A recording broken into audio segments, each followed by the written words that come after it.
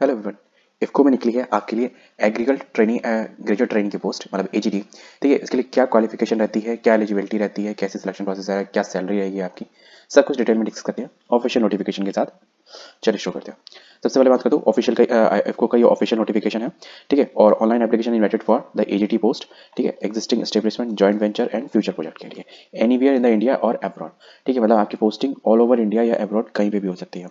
ठीक है, क्वालिफिकेशन की बात करते हैं, यहाँ पे आपको 4 ईयर बीएससी इन एग्रीकल्चर चाहिए with full time in regular degree. ठीक है, general and OBC should have secured A minimum aggregate, है ना, 60% मार्क्स के साथ। ठीक है, एससी एसटी के लिए 55% है। ठीक है, बात करते हैं विद बीएससी एग्रीकल्चर में। ठीक है, सीजीपीए जो बीएससी एग्रीकल्चर का अगर आपका होगा, है ना, should be converted in percentile, तो जो भी आपका होगा उसके अकॉर्डिंग आप कर लीजिएगा। तो शॉर्टकट में ये मान के चलिए 60% जनरल ओबीसी एंड ईडब्ल्यूएस के लिए। ठीक है, और बाकी सब एससी एसटी के लिए 55% है। The candidate should have passed BSc in agriculture in 2022 and then after can only be apply, है ना, and thereafter can only be apply 2022 और उसके बाद के, मतलब इन्होंने एक तरीके से लेटेस्ट कैंडिडेट ही चाहिए। ठीक है, चौथा point, the above the qualification should be from UGC recognised university. ठीक है। ठीक है, तो सीधी सी बात है, ये चार क्वालिफिकेशन के लिए ये मेन है आपका 2000 बाद के, 2000 या 2000 के बाद आपका कंप्लीट हुआ, मतलब 2022 23 24 और 25 में भी जिसका अगर हो गया हो तो उसका भी। ठीक है, अब बात करते हैं आपकी एज। एज इसमें आपकी 30 साल चाहिए। ठीक है, मैक्सिमम, वो भी 1 मार्च 2025 को। तो मतलब किसी की एज अगर कल होने जा रही है 1 मार्च 2025, तो उसके लिए मौका है फटाफट से फॉर्म भर देने का। रिलैक्सेबल मिलेगा आपको 5, है ना, 5 साल का एस सी के लिए। ठीक है, एंड 30 साल का मिलेगा ओबीसी के लिए, not belonging to creamy layer वाले।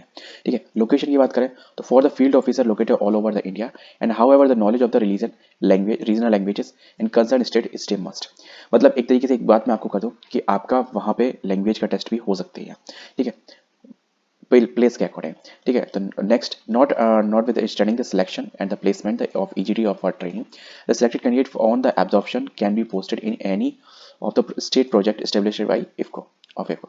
ठीक है, बात करते हैं अभी जैसे लैंग्वेज की बात करी, तो candidate should be well versed in reading writing and speaking the knowledge of the regional language of the state which have application is to be made, knowing one and more language will have to add the advantage, the knowledge of the hindi is desirable।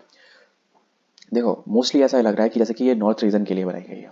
ठीक है, दूसरा मैं बात करता हूँ कि यहाँ पे रिजर्वेबल में लिखा है, इसके आधार पर बोल रहा हूँ। दूसरा इसमें ये कहा कि एक से अधिक आपको लैंग्वेज आती है तो इसका आपको एडवांटेज मिलेगा, मतलब जैसे कि आप मल्टीपल बेसिस पे पोस्टेड हो सकते हो।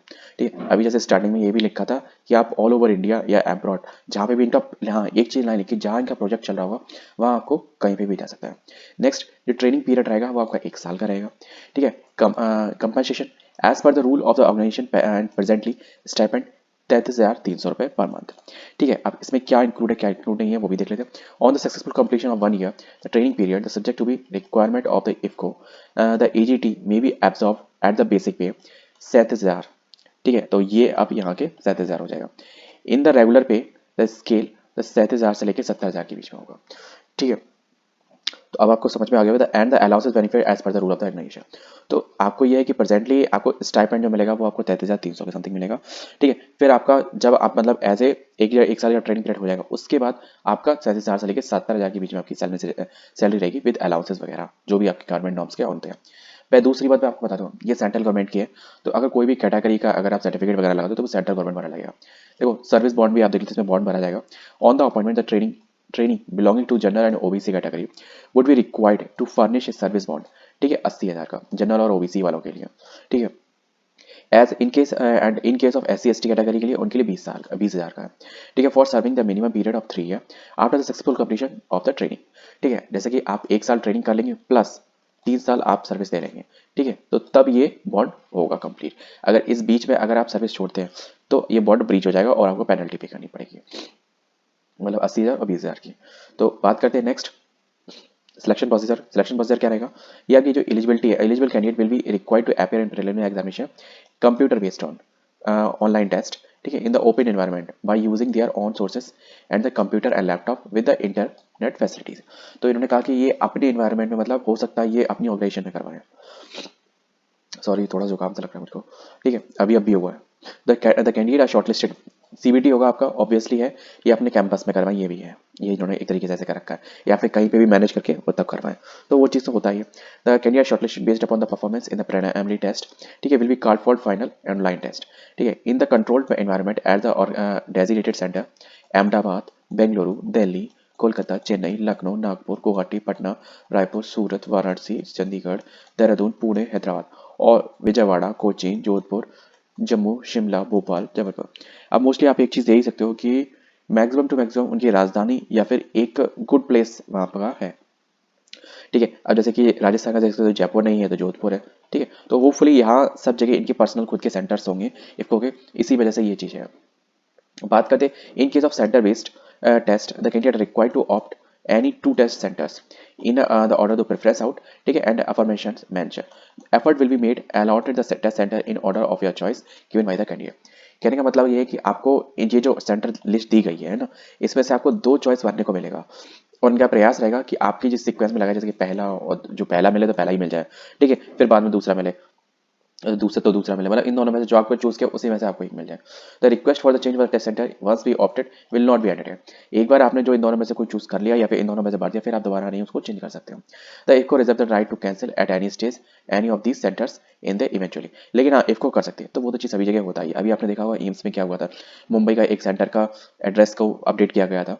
ठीक है, तो होपफुली अगर आपने पेपर दिया है या फिर पेपर आपका मुंबई होने वाला है, तो लास्ट वीडियो मेरी उसी की है, तो वो देख लो, कहीं वो एग्जाम सेंटर आपका ही ना हो।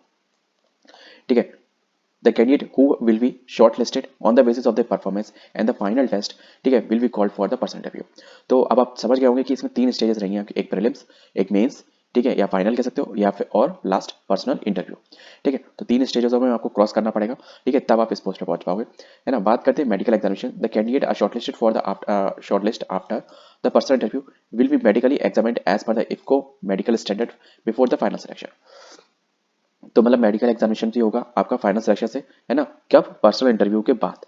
ठीक है, will be the shortlist after the personal interview and will be medically examined as per the IFFCO medical standard. ठीक है, पर्सनल इंटरव्यू के बाद आपका मेडिकल एग्जामिनेशन होगा, तो that is to be okay for that, है ना। तो वो तो होता ही है, लगभग हर पोस्ट में होता है। पर उन्होंने कहा कि उसके बाद आपका जैसे इंटरव्यू हो जाएगा तब उसके बाद होगा। तो एक चीज़ ये भी हो सकती है आपकी इंटरव्यू लिस्ट आ जाए तब उसके बाद हो, है ना, क्योंकि क्यों ज़्यादा का ही वो कराएंगे, क्या करना, जितने बच्चों को सिलेक्शन लेना है उन्हीं का ही करवाएंगे।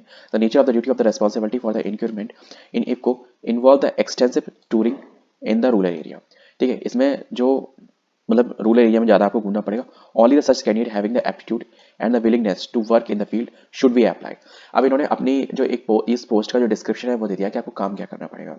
आपको विलेज एरिया में ज़्यादा घूमना पड़ सकता है, तो अगर आपका एप्टीट्यूड है, विलिंग है, मतलब ऐसा आप करना चाहते हो, तो आप इसमें अप्लाई करें। लास्ट आ रहा है, ठीक है, आपकी इस जो फॉर्म का अप्लाई करने का लिंक मैं दे दूंगा। लास्ट डे इसको अप्लाई करने का लिंक 15 मार्च है। ठीक है, interested candidate and eligible candidate should be apply online and the prescribed application form through the link below। ठीक है, and any application sent through any other mode will not be added here। तो ये जो link दिया गया है ये मैं डिस्क्रिप्शन में भी लिख दूंगा। ठीक है, और इसी पे आपको, इसी के थ्रू आप साइट पे पहुंच के उसको अप्लाई कर सकते हो। तो वीडियो बस इतना ही। जैसे इसका कुछ सिलेबस वगैरह के बारे में आपको कुछ अपडेट होती है तो मैं इसका सिलेबस वगैरह भी आपको अपडेट कर दूंगा। मिलते हैं नेक्स्ट वीडियो किसी अपडेट के साथ। जय हिंद। और अगर किसी और तरीके की आपको अपडेट चाहिए हो एग्जाम के रिगार्डिंग तो कमेंट बॉक्स में आप बोल सकते हैं।